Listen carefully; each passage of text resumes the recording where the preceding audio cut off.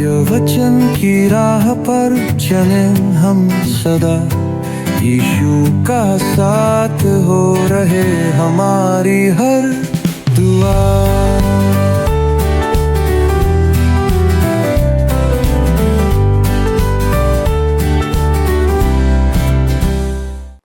प्रिय मित्रों, आप सभी को प्रभु यीशु मसीह में प्रेम भरा नमस्कार।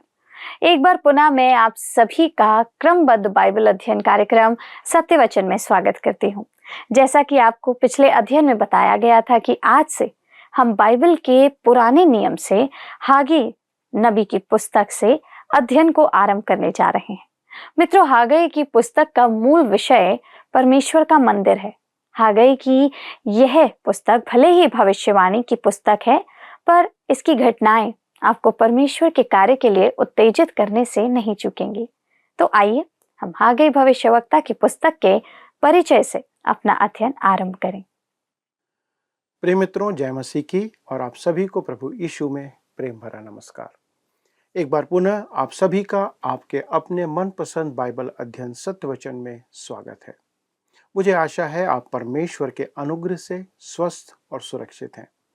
जैसा कि आपको बताया गया है, आज से हम बाइबल के पुराने नियम से हग्गाई नबी की पुस्तक का अध्ययन आरंभ करने जा रहे हैं।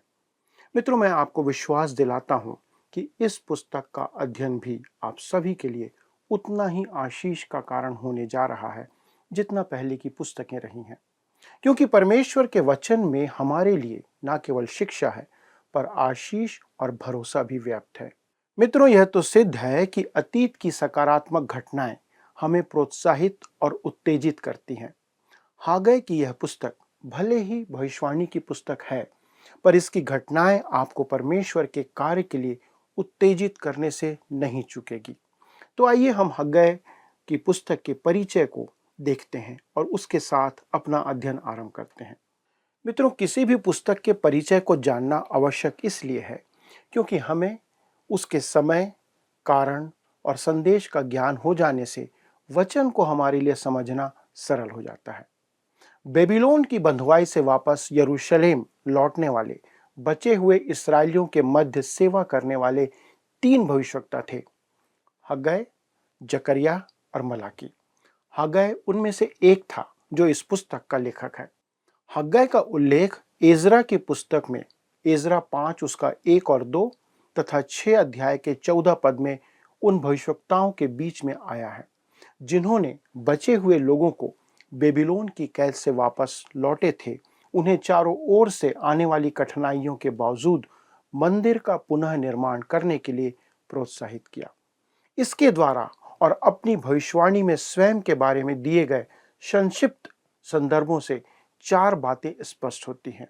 पहला, हग्गाई स्वयं की विनम्रता प्रकट करते हुए परमेश्वर की महिमा प्रकट करता है। उसने वही दृष्टिकोण अपनाया जो यूहन्ना बपतिस्मा देने वाले ने अपनी सेवा में अपनाया था। दोस्तों, यह हम कह सकते हैं कि यूहन्ना बपतिस्मा देने वाले ने वही दृष्टिकोण अपनाया जो हग्गाई का था। जैसा यूहन्ना 3 अध्याय के 30 पद में लिखा है, अवश्य है कि वह बढ़े और मैं घटूं। दूसरा, वह परमेश्वर का संदेश वाहक था। दोस्तों, उसके संदेशों में प्रभु यूं कहता है, यह अभिव्यक्ति देखने को मिलती है जो उसकी विशेषता है। तीसरी बात, उसने न केवल लोगों को डांटा बल्कि उसने उन्हें एक अद्भुत तरीके से आनंदित और प्रोत्साहित भी किया। चौथी बात, वह जैसा प्रचार करता था वैसा ही वह उस पर चलता भी था। मित्रों, हग्गाई अपनी पुस्तक का आरंभ पहले पद में इन शब्दों से करता है और कहता है, दारा राजा के दूसरे वर्ष के 6वें महीने के पहले दिन। दोस्तों, यहाँ जिस दारा राजा का उल्लेख किया गया है उसका नाम हिस्टेस्पिस है, जिसने 521 ईसा पूर्व में शासन करना आरंभ किया था और उसके शासन का दूसरा वर्ष लगभग 520 ईसा पूर्व था। और जब कहता है दारा राजा के दूसरे वर्ष, मित्रों, यह कथन इतिहासकारों को भविष्य के इस भ्रष्ट समय में इस भविष्यवक्ता के समय की ठीक ठीक गणना करने में सक्षम बनाता है। मित्रों, यहाँ ध्यान रखना दिलचस्प है कि बंधुआई के बाद के भविष्यवक्ताओं ने गैर यहूदी शासकों के शासनकाल के आधार पर अपनी भविष्यवाणियों की तिथि, तय करना शुरू कर दिया था। परंतु वे भविष्यवक्ता जो बंधुआई के पहले भविष्यवाणी करते रहे, उन्होंने अपनी तिथि या तो उत्तरी राज्य या फिर दक्षिणी राज्य या फिर दोनों राजाओं के दिनों के संदर्भ में की है। क्योंकि बंधुआई के बाद ना तो उत्तरी राज्य या फिर दक्षिणी राज्य में कोई यहूदी राजा रहा, इस कारण हगै अपनी भविष्यवाणी का संदर्भ अन्य जाति राजाओं की तिथि से आरंभ करता है और कहता है इस प्रकार से, जैसा लूका 21 अध्याय के 24 पद में प्रभु यीशु मसीह ने भी कहा था, वे तलवार के कौर हो जाएंगे और सब देशों के लोगों में बंदी होकर पहुंचाए जाएंगे, और जब तक अन्य जातियों का समय पूरा ना हो तब तक यरूशलेम अन्य जातियों से रौंदा जाएगा। मित्रों, हगै के दिनों में अन्य जाति राजाओं का समय आरंभ हो चुका था। वास्तव में उसका आरंभ तो यहूदा के नबूकदनेस्सर की बंधुआई में जाने के समय से ही आरंभ हो चुका था। उस समय से ही यरूशलेम अन्य जाति राजाओं के अधीन रहा और हगै अपनी भविष्यवाणी को उसी आधार पर आरंभ करता है। मित्रों, हगै की पुस्तक का मूल विषय परमेश्वर का मंदिर है। हगै भविष्यवक्ता का सर्वोच्च मनोवेग यरूशलेम के मंदिर का पुनर्निर्माण और शुद्धिकरण था। उसने न केवल मंदिर के पुनर्निर्माण में विलंब के लिए लोगों को फटकार लगाई, बल्कि उन्हें प्रोत्साहित भी किया और इस कार्य में उनकी सहायता भी की। हगै निरंतर परमेश्वर के वचन की चर्चा करता है और उसे सर्वोच्च अधिकार के रूप में संदर्भित करता है। उसने अपनी इच्छा से स्वयं को दीन बनाया कि परमेश्वर का महिमान्वयन हो। दोस्तों, उसका संदेश बहुत ही व्यवहारिक था, अर्थात जैसे हम कह सकते हैं कि वो बहुत सरल था, जैसे कि 2 + 2 = 4। हगै और याकूब की पुस्तकों में अत्यधिक समानता देखने को मिलती है। यह कार्य आध्यात्मिक है। दोनों ही दैनिक जीवन के आचरण पर बल देते हैं। निष्क्रियता या कुछ ना करना दुष्टता का आचरण माना जाता है। उनके अनुसार जीवन का मूल्यांकन कार्यों से होता है। दोनों ही जीवन में इस पैमाने को अपनाते हैं। काम ही जीवन का मापदंड है। हगै का समकालीन जकरिया एक दूरदर्शी भविष्यवक्ता था, जिसके विचार हमेशा आसमानों में रहते थे, परंतु हगै के पैर धरती पर ही रहते थे। वह एक जमीन से जुड़ा हुआ व्यवहारिक व्यक्ति था, एक कर्मठ और स्वप्नदर्शी व्यक्ति। दोनों को एक साथ चलना आवश्यक है। मित्रों, इस प्रकार से इस पुस्तक के ऊपर हम 1 कुरिन्थी 15 अध्याय का 58 पद लिख सकते हैं, जिसमें कहा गया है, इसलिए हे मेरे प्रिय भाइयों, दृढ़ और अटल रहो और प्रभु के काम में सर्वदा बढ़ते जाओ, क्योंकि यह जानते हो कि तुम्हारा परिश्रम प्रभु में व्यर्थ नहीं है। मित्रों, इस पुस्तक में 2 प्रमुख पद हैं जो हमें हगै 1 का 8 और 14 में मिलता है। जैसा हगै 1 का 8 में लिखा है, पहाड़ पर चढ़ जाओ और लकड़ी ले आओ और इस भवन को बनाओ, और मैं उसको देखकर प्रसन्न होऊंगा और मेरी महिमा होगी, यहोवा का यही वचन है। तथा हगै 1 का 14, और यहोवा ने शालतिएल के पुत्र जरुब्बाबेल को, जो यहूदा का अधिपति था, और यहोसादाक के पुत्र यहोशू महायाजक को और सब बचे हुए लोगों के मन को उभार कर उत्साह से भर दिया कि वे आकर अपने परमेश्वर सेनाओं के यहोवा के भवन को बनाने में लग जाएं। आइए अब हम इस पुस्तक के विषय वस्तु को देखते हैं, जो इस प्रकार है।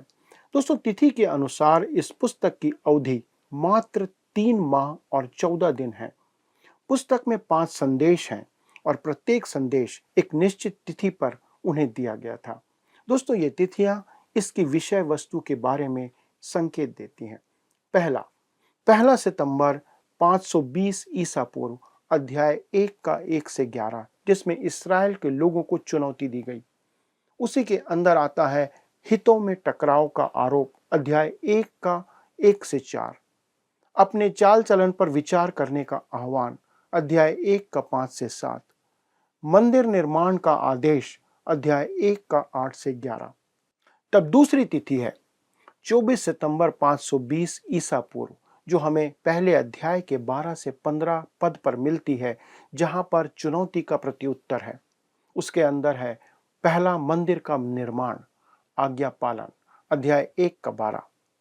दूसरा परमेश्वर से पुष्टि, अध्याय 1 13 से 15। तब तीसरी तिथि आती है 21 अक्टूबर 520 ईसा पूर्व, जो अध्याय 2 के 1 से 9 पद पर हमें देखने को मिलता है, जिसमें लोगों की निराशा के बीच परमेश्वर का प्रोत्साहन उन्हें मिलता है।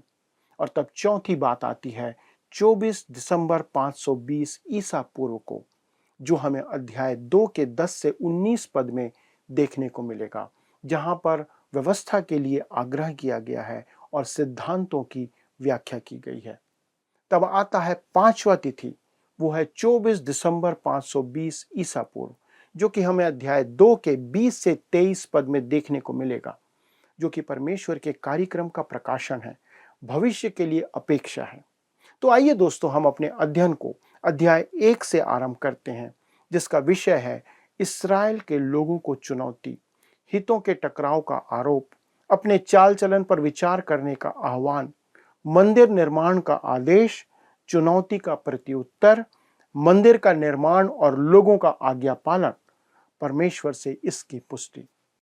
दोस्तों, हग्गाई इस्राएल के बचे हुए वासी को, जो कि बेबीलोन की 70 वर्ष की बंधुआई से यरूशलेम लौटे थे, उन लोगों के लिए एक भविष्यवक्ता था। इस भविष्यवाणी की पुस्तक के अध्ययन में हम पाएंगे कि हमें भविष्यवाणी की पुस्तक के साथ साथ इतिहास की पुस्तक का भी अध्ययन करना कितना आवश्यक है। दोस्तों, आप देख सकते हैं कि बाइबल के इस भाग में कुछ चुनिंदा पुस्तकों का एक समूह है, जैसे एजरा, नहमिया और एस्तर, जो कि एक ऐतिहासिक पुस्तक या अभिलेख है, तथा साथ में आप देखते हैं हग्गाई, जकरिया और मलाकी, जो कि भविष्यवाणियों की पुस्तक है। और मित्रों, मेरे अनुमान से हमें सबसे पहले दानियल की पुस्तक का अध्ययन आरंभ करना चाहिए। ये सारी पुस्तकें एक साथ मिलकर एक इकाई या एक यूनिट का निर्माण करती है। आइए अब हम अपने पहले शीर्षक पर आते हैं, जिसका विषय है इस्राएल के लोगों को चुनौती। यद्यपि हग्गाई और जकरिया ने एक ही समय काल में भविष्यवाणी की थी, पर उनका तरीका बिल्कुल अलग था। उन दोनों ने ही बंधुआई से लौटे लोगों को सबसे पहले मंदिर के पुनर्निर्माण के लिए प्रोत्साहित किया था, तथा उसके बाद यरूशलेम की शहरपनाह को भी सुधारने के लिए उन्हें उबारा था। जैसा कि हम एजरा 5 अध्याय के पहले 2 पद में पढ़ते हैं, लिखा है, तब हग्गाई नामक नबी और इद्दो का पोता जकरिया यहूदा और यरूशलेम के यहूदियों से नबूवत करने लगे। उन्होंने इस्राएल के परमेश्वर के नाम से उनसे नबूवत की। तब शालतिएल का पुत्र जरूब्बाबेल और यहोसादाक का पुत्र यीशु कमर बांधकर परमेश्वर के भवन को, जो यरूशलेम में है, बनाने लगे, और परमेश्वर के वे नबी उनका साथ देते रहे। मित्रों, इस प्रकार से आप देख सकते हैं कि हग्गाई और जकरिया दोनों का नाम ऐतिहासिक पुस्तक एजरा में दर्ज किया गया है।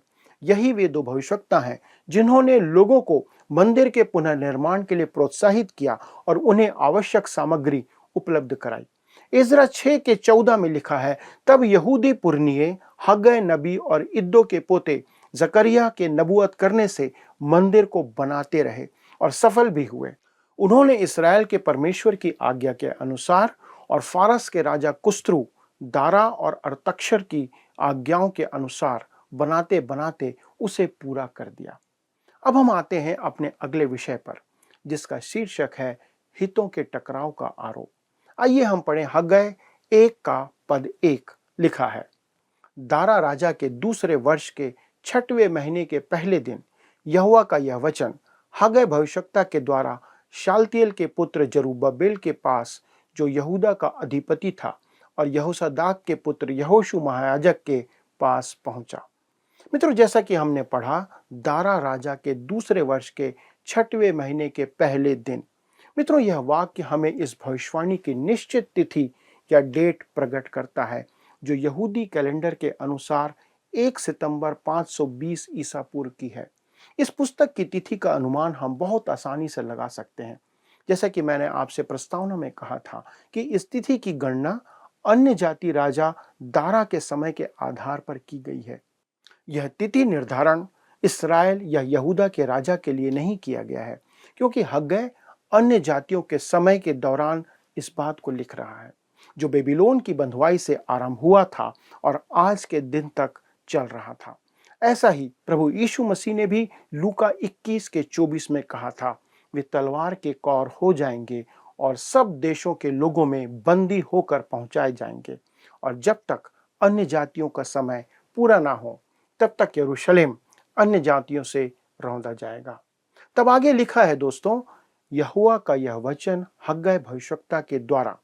मित्रों, आप इस छोटी सी पुस्तक में बार बार इस उक्ति को पाएंगे कि हग्गै इस बात को कहता है, यहोवा का वचन, जो इस बात को पुख्ता करता है कि वह अपने मन से नहीं पर परमेश्वर का वचन लोगों को दे रहा है।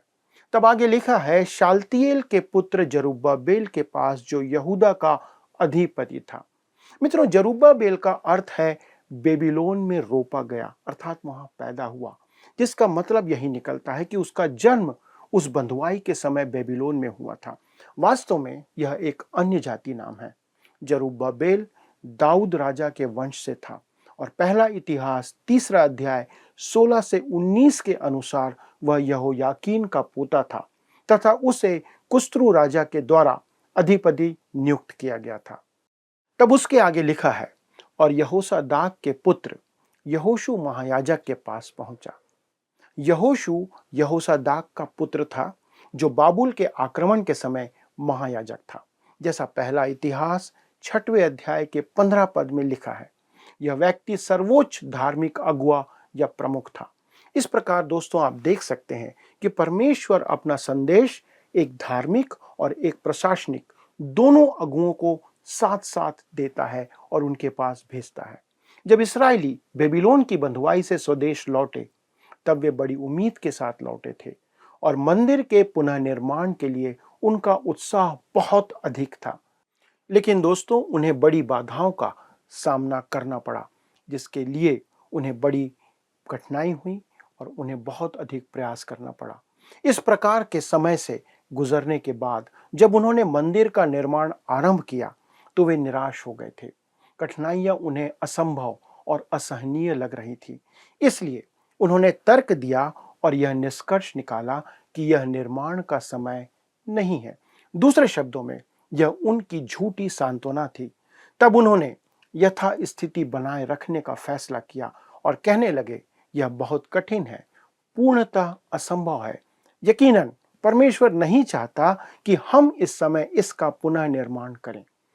वे मंदिर की नींव डाल चुके थे, पर सामरियों का विरोध इतना उग्र था कि उन्होंने निर्माण कार्य रोक दिया और यह उनका काम ना करने का एक बहाना या प्रतिवाद था। और वे कहते थे, मंदिर पुनः निर्माण का समय अभी नहीं आया है। मित्रों, हमारे सामने हमेशा परमेश्वर के काम के लिए विरोध और रुकावटें आएंगी। समय अभी ठीक नहीं रहेगा, कभी ऐसा अच्छा होगा, कभी बुरा होगा, पर परमेश्वर के काम को करने के लिए हमें कमर कसना होगा। आज भी लोग जो काम करना नहीं चाहते अनेक प्रकार के बहाने बनाते हैं। परमेश्वर ने हम सभी विश्वासियों को उस मंदिर के निर्माण की या उसमें काम करने की जिम्मेदारी दी है। मित्रों, आप और मैं परमेश्वर के मंदिर अर्थात उस कलीसिया के निर्माण के कार्य में नियुक्त किए गए हैं। क्या आप अपने कार्य में आज व्यस्त हैं या फिर आप भी बहाने बनाकर शांत बैठे हुए हैं?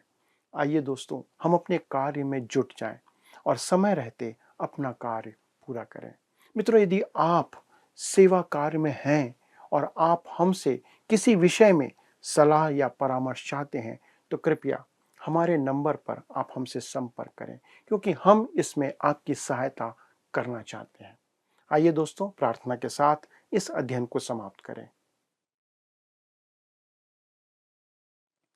हमारे स्वर्गीय पिता, हमारे प्रभु यीशु मसीह के पवित्र और सामर्थी नाम में होकर आपके सन्मुख आते हैं और धन्यवाद देते हैं प्रभु कि आप अपना अनुग्रह, अपनी दया हम पर बनाए रखें और आपने पिछले दिनों में अपनी उस दया को हम पर प्रकट किया। पिता, हम धन्यवाद देते हैं कि आपने उस मंदिर को निर्माण करने के लिए जिस रीति से इस्राएलियों को प्रोत्साहित किया, प्रभु आज आप अपनी कलीसिया के लोगों को इस कार्य के लिए प्रोत्साहित करते हैं कि हम आज के वर्तमान समय में आपकी कलीसिया के लिए कार्य करते चले जाएं, उसे आगे बढ़ाने में, उसे और रीति से प्रभु सुंदर बनाने में हम अपना योगदान प्रदान करें। आज कितने ऐसे लोग हैं जो कि इस कलीसिया के सदस्य नहीं हैं।